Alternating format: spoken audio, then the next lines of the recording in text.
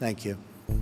Mr. President, I will ask you maybe a personal question, but before doing so, I just sounds like very interesting. to acknowledge. I didn't know about this one.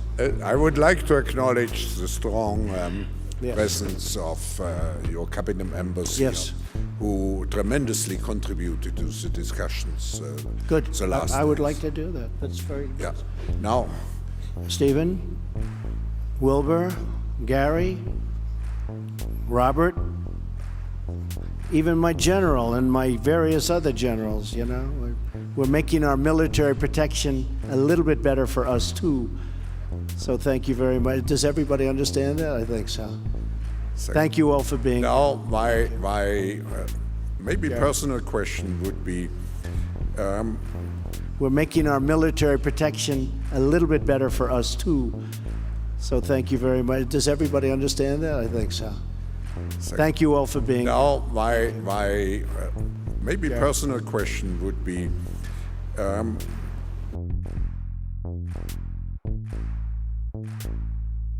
We're making our military protection a little bit better for us, too. So thank you very much. Does everybody understand that? I think so. Does everybody understand that? I think so.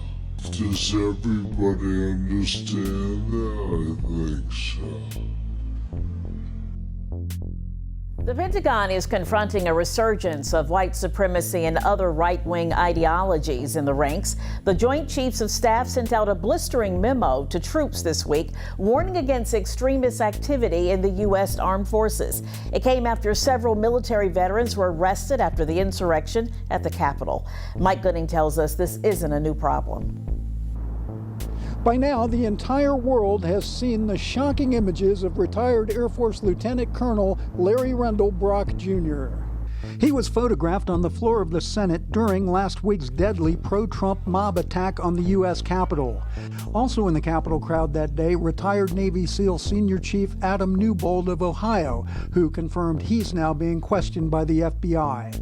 Since then, the Joint Chiefs of Staff this week issued an extraordinary memo emphasizing to the nation's 2.1 million troops the rights of freedom of speech and assembly do not give anyone the right to resort to violence, sedition, and insurrection. This is far from a new problem. In fact, the Southern Poverty Law Center has been documenting white nationalists and white supremacists' infiltration of the military and urging officials to take action since 1986. Last February, the House Armed Services Subcommittee on Personnel heard testimony from groups which monitor hate crimes in America. The problem of white supremacists in the ranks is a serious and growing one. Many of us know of former soldiers with extremist views who have gone on to commit serious acts of terrorism. The presence of extremists in the armed forces is dangerous to service members, their families, and others, and harmful to the good order, discipline, morale, and effectiveness of our troops.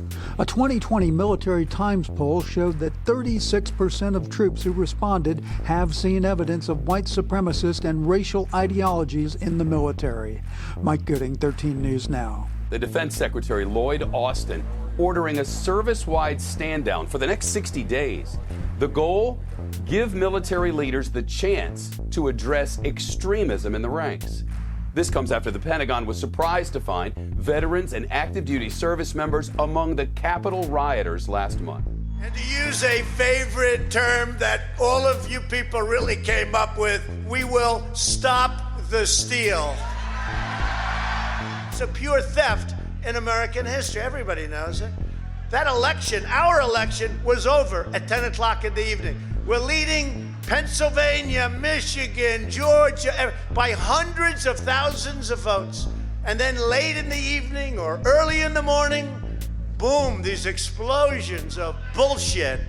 We will never give up. We will never concede. It doesn't happen. You don't concede when there's theft involved. And we're going to the Capitol, and we're going to try and give. The Democrats are hopeless. They're never voting for anything. Not even one vote. But we're going to try and give our Republicans, the weak ones, because the strong ones don't need any of our help. We're going to try and give them the kind of pride and boldness that they need to take back our country. So Let's walk down Pennsylvania Avenue. I want to thank you all.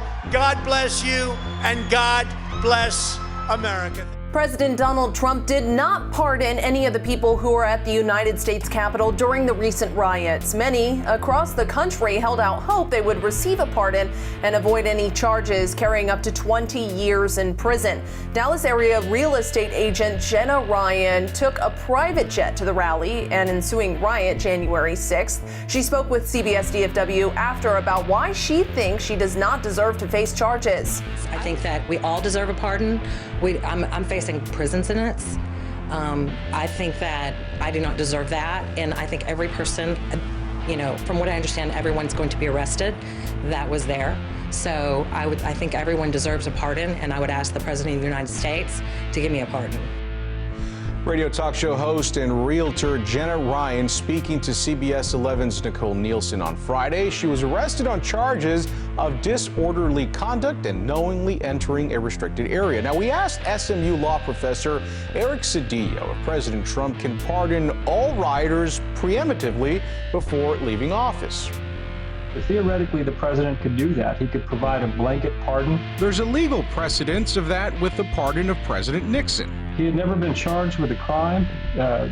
I'm sure there was something of an investigation, but once he resigned and was pardoned, he was given the opportunity to everything pretty much stopped. The president has the right to pardon any individual even before they're charged with a crime. President Trump could issue a blanket pardon for anyone on the Capitol on January 6th. So preemptively, the actual commission of the crime has to have already taken place, but it doesn't necessarily require that person be investigated nor convicted. So it is a situation wherein it is possible. But the rioters could be charged with new crimes if prosecutors find new evidence, he says. If a blanket pardon were to be given and there was actually some sort of information that perhaps the individual actually helped in an assault that created incredible bodily injury, if that is not incorporated, it's a very real possibility that they could still be charged and convicted of that crime because it fell outside the pardon that the president had given. But Cedillo says the president and his lawyers will take into consideration the impending Senate impeachment trial.